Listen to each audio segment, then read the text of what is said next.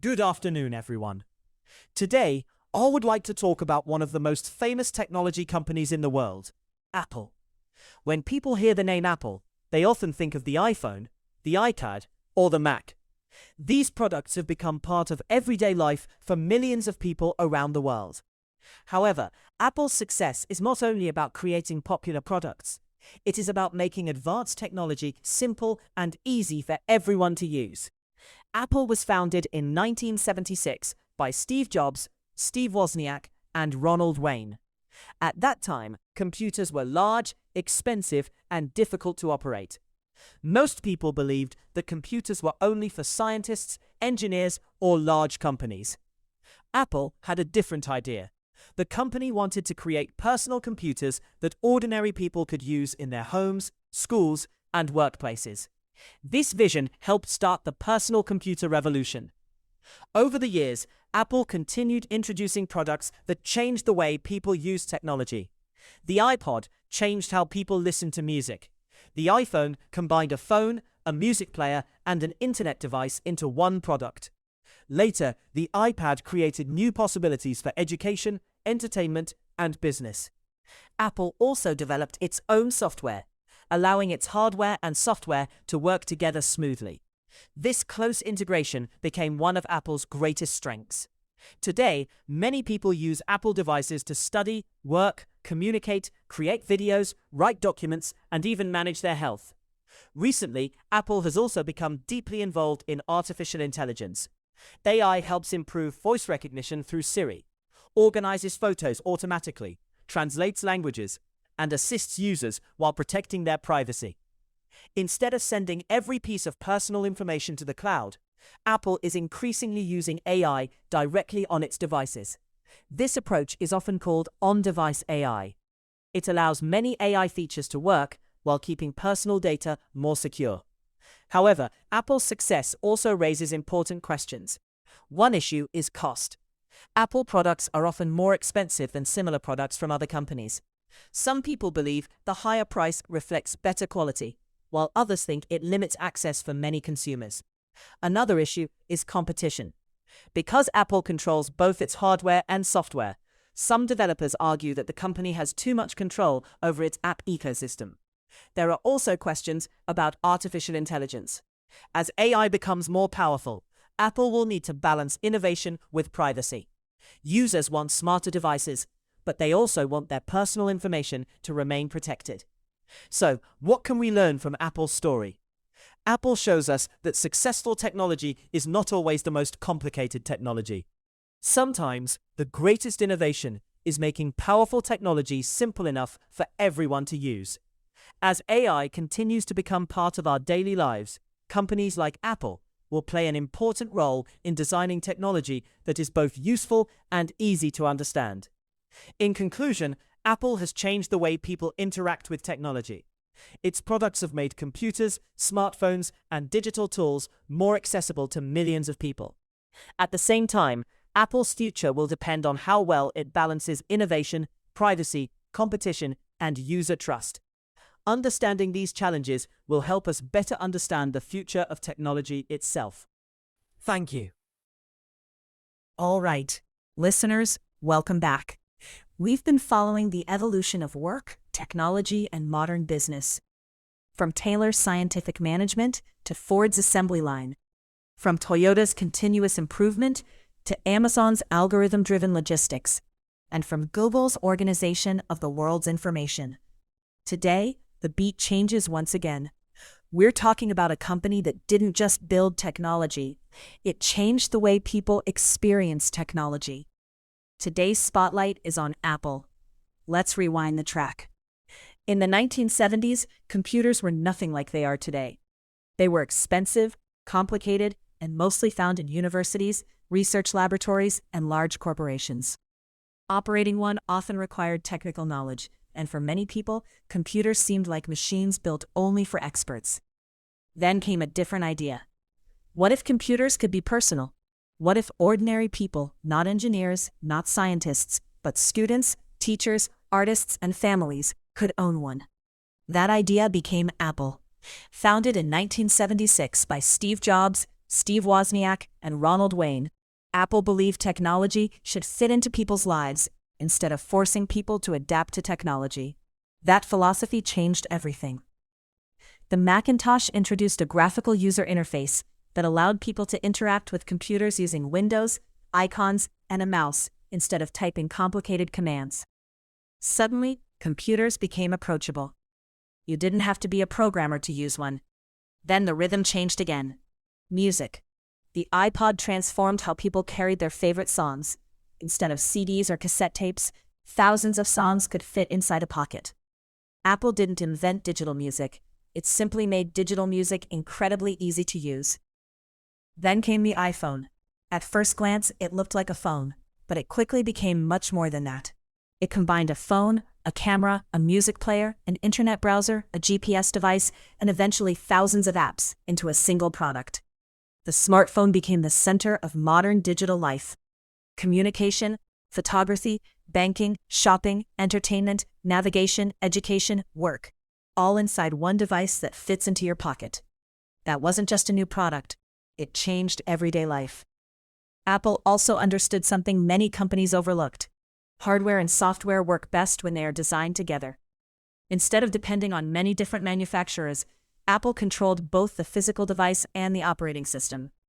That integration created smoother performance, better security, and a user experience that felt simple, even when the technology underneath was incredibly complex. Now the rhythm shifts again. Artificial intelligence.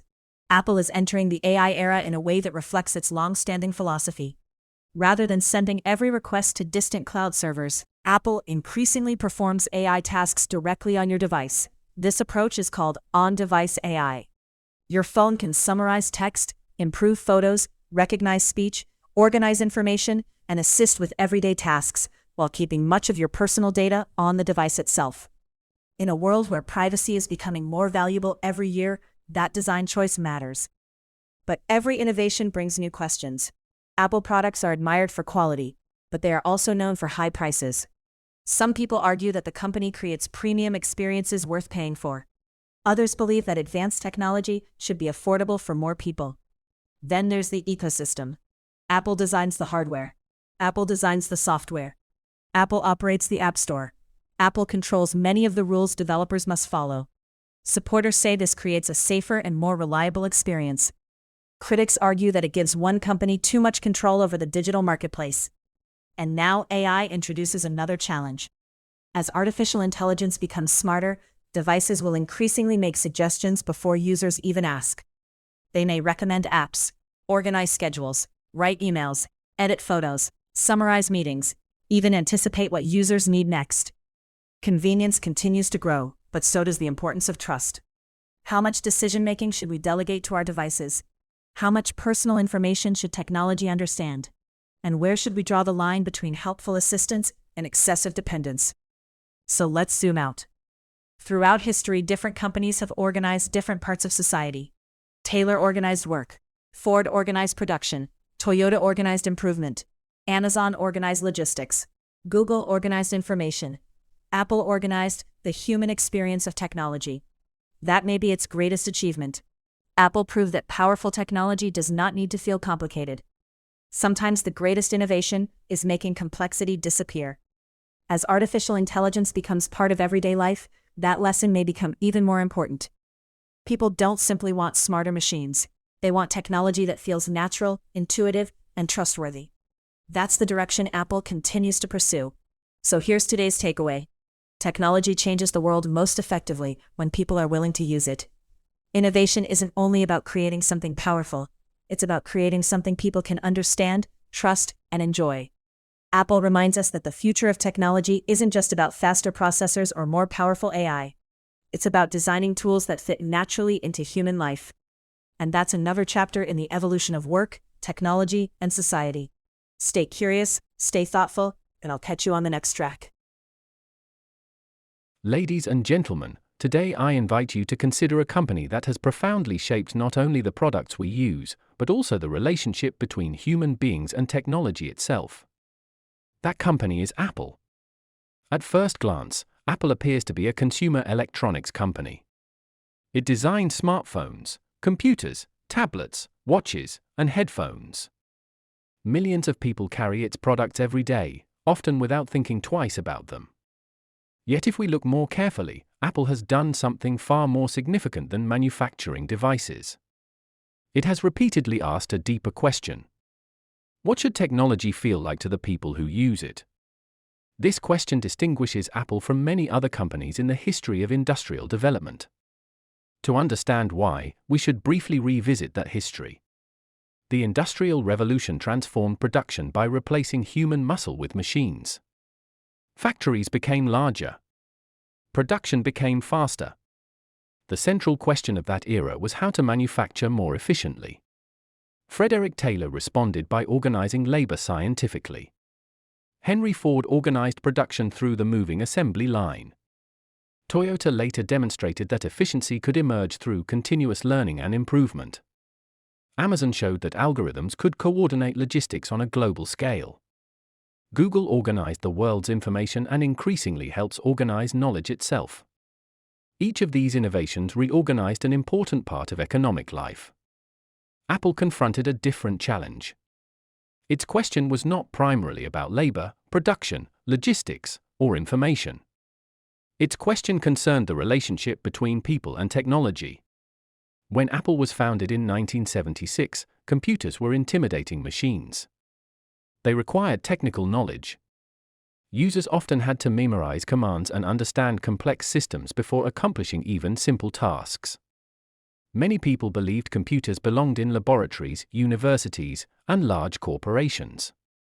Apple rejected that assumption. Steve Jobs frequently argued that technology should adapt to people, not the other way around. This may sound like a simple design preference. In reality, it represents an important philosophical commitment. Technology should expand human capability without demanding that human beings become engineers simply to use it. The Macintosh illustrated this philosophy. Instead of requiring users to memorize commands, it introduced graphical interfaces built around windows, icons, and a mouse. This innovation did not make computers more powerful. It made powerful computers more approachable. The distinction matters. Throughout history, technological progress has often emphasized capability. Apple emphasized accessibility. That same philosophy appeared again with the iPod. Digital music already existed. Portable music players already existed. Apple's innovation was not the invention of either. Rather, it created an experience that ordinary people immediately understood. Thousands of songs became available through an interface simple enough for almost anyone to master. The technology disappeared behind the experience. The same pattern emerged with the iPhone. Smartphones existed before Apple entered the market. Touchscreen technology already existed. Mobile internet already existed. Apple did not invent these technologies. It integrated them into a single experience that felt intuitive. The result was not merely a better phone. It changed the rhythm of everyday life. People no longer carried separate devices for communication, photography, music, navigation, calendars, banking, and entertainment. One device became the gateway to modern digital existence. Here we encounter an important philosophical question. When technology becomes invisible, does it become more liberating or more powerful?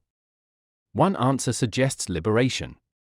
When technology becomes intuitive, people spend less time learning machines and more time pursuing their own goals. Technology becomes an extension of human creativity. Students learn more efficiently. Artists create more freely. Families communicate more easily. Innovation serves human flourishing. But another answer deserves equal consideration. When technology becomes seamless, people may stop noticing how deeply it shapes their behavior. Notifications influence attention. Recommendations influence preferences. Applications structure daily routines. Maps influence where we travel. Algorithms influence what we read. Technology no longer appears as an external tool. It quietly becomes part of the architecture of everyday decision-making. This observation invites a deeper ethical question. Do we control our devices? Or do our devices increasingly organize the conditions under which we make choices? Apple has consistently argued that technology should remain personal. This commitment appears most clearly in its approach to privacy. While many digital companies rely heavily upon cloud computing and centralized data collection, Apple increasingly emphasizes on-device intelligence. Artificial intelligence performs many tasks directly on the user's own device. Photos are organized. Speech is recognized. Text is summarized. Language is translated. Importantly, much of this information never leaves the device. This approach reflects an important moral judgment. Privacy is not merely a technical feature. It is a condition for individual freedom. Throughout political philosophy, freedom has often been understood not simply as the absence of interference but as the ability to live without constant observation. If every action is continuously monitored, analyzed, and predicted, individuals may gradually alter their own behavior. Surveillance changes conduct. Privacy protects autonomy. Apple's design philosophy therefore raises a larger philosophical question. Should technology maximize convenience even if it requires greater surveillance? Or should certain forms of convenience be sacrificed in order to preserve personal dignity and independence? Neither answer is entirely satisfying. Every technological choice involves trade-offs. Convenience often requires data. Privacy often limits personalization. The challenge lies in determining which values deserve priority. Another feature of Apple's philosophy deserves careful attention. Unlike many technology companies, Apple has consistently sought to control both hardware and software.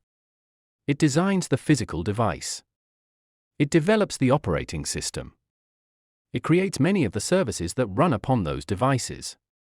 Economists often describe this strategy as vertical integration.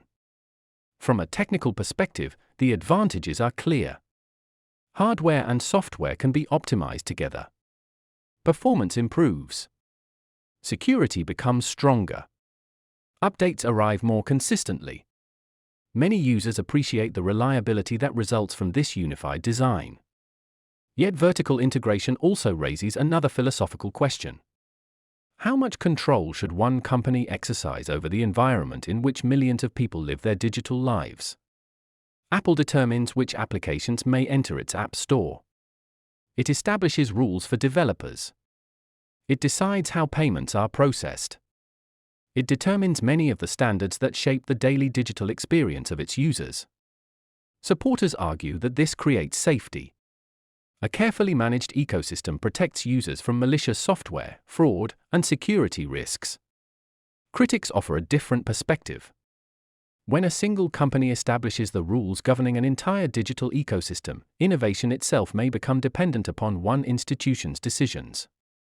Here we encounter a familiar tension in political philosophy. Freedom often requires order. Yet too much order may reduce freedom. The challenge is not simply choosing between regulation and openness. It is discovering the balance that allows creativity to flourish without sacrificing security. Artificial intelligence brings this tension into even sharper focus. Apple's newest generation of devices increasingly performs tasks that once required human effort. Messages are summarized. Photographs are enhanced automatically. Documents are rewritten.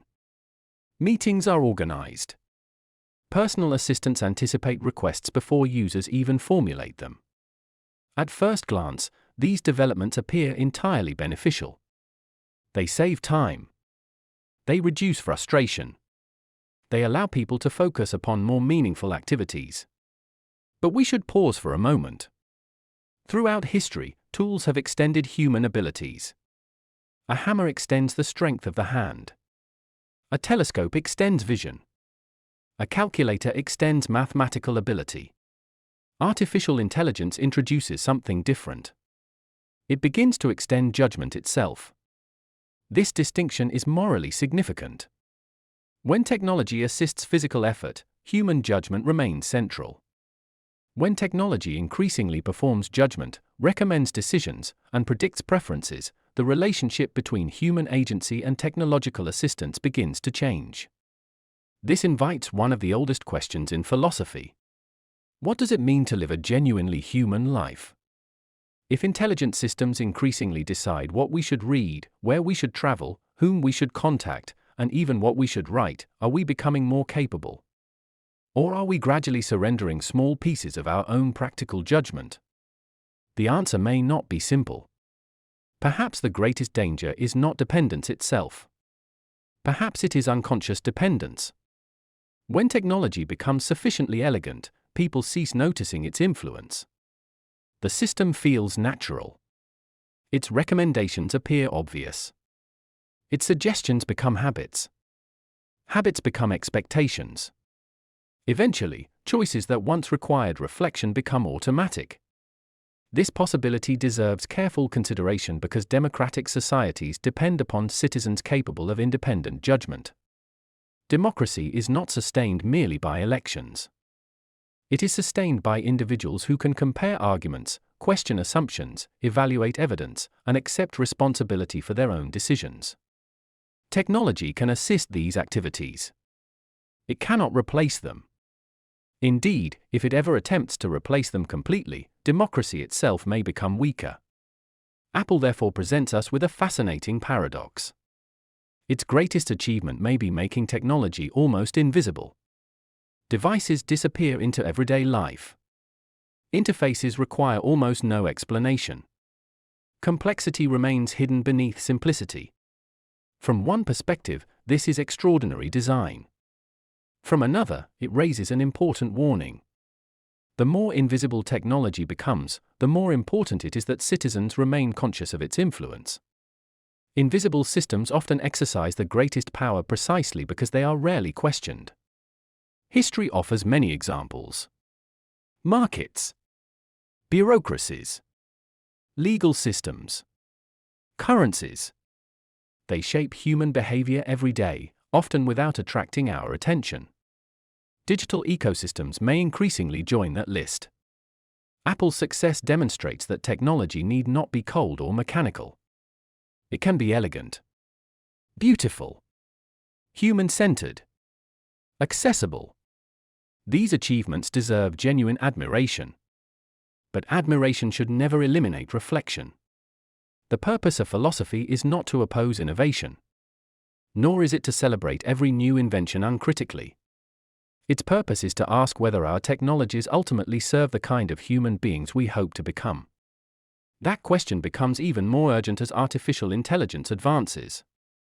The challenge before us is not merely designing smarter devices. It is designing technologies that strengthen rather than weaken human judgment. That cultivate attention rather than distraction. That encourage creativity rather than passive consumption. That protect privacy rather than exploit vulnerability. And above all, technologies that respect human dignity rather than quietly replacing it. Apple reminds us that the greatest technological innovations are not necessarily those that make machines more intelligent. They may instead be those that help human beings remain fully human in an increasingly intelligent world. In the end, the future of technology will not be determined by processors, algorithms, or artificial intelligence alone. It will be determined by the values we choose to embed within the tools that increasingly shape our lives. And if we choose wisely, technology may become not merely an instrument of efficiency, but a partner in the ongoing pursuit of human freedom, creativity, and dignity.